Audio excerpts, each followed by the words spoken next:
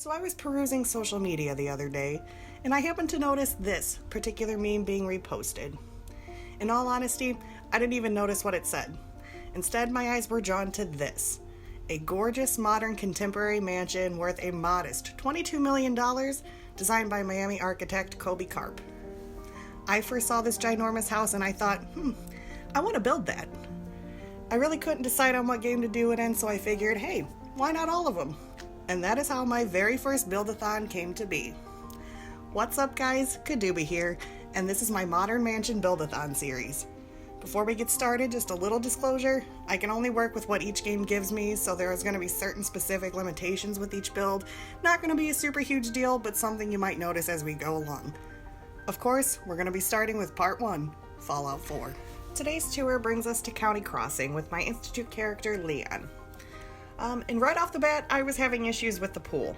Since you can't place a pool directly onto ground level in Fallout, it did make it impossible to have this sub-level of the house. So I had to build the rest of the structure at the same level as the pool. I mean, it turned out nicely, but it did make the overall build feel a lot shorter than I was expecting. I was trying to make up for the lack of sub-level by going the extra mile in landscaping.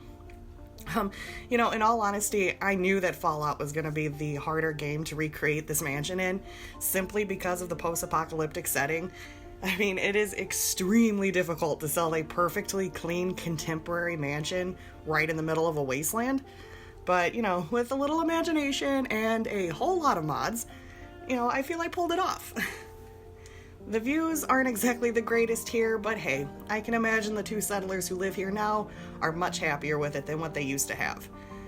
I don't intend on turning this into a full-fledged settlement. The couple that lives here now are the original settlers that come with County Crossing. I also wanted to add, this is not my character's player home. He does have his own digs outside of CIT, for obvious reasons. I am working on renovating his player home right now, and never fear, that will end up being a future video, so definitely keep your eyes open for that. I post all video announcements on both Facebook and Twitter. But anyways, back to this build. I ended up making only the one bedroom and the one bathroom, so it is definitely not to scale. I had to work with the limited space, but the layout did end up kind of falling into place as I went, so that was awesome. I did add the weight bench outside to create an open air space for the settlers to come work out, since you know how much they love their workout equipment. I tried to keep the furnishing simple and as clean as possible, and I definitely may have slightly overused the potted plants, but since every part of this build is so white and like sterile feeling, I felt like the occasional pop of green was definitely really welcomed.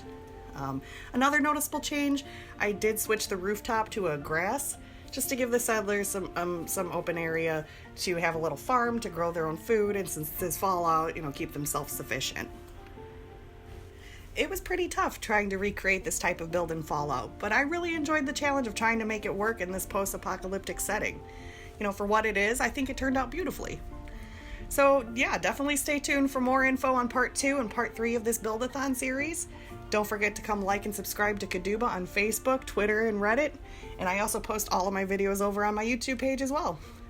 So thank you so much for watching, and I will see you guys next time.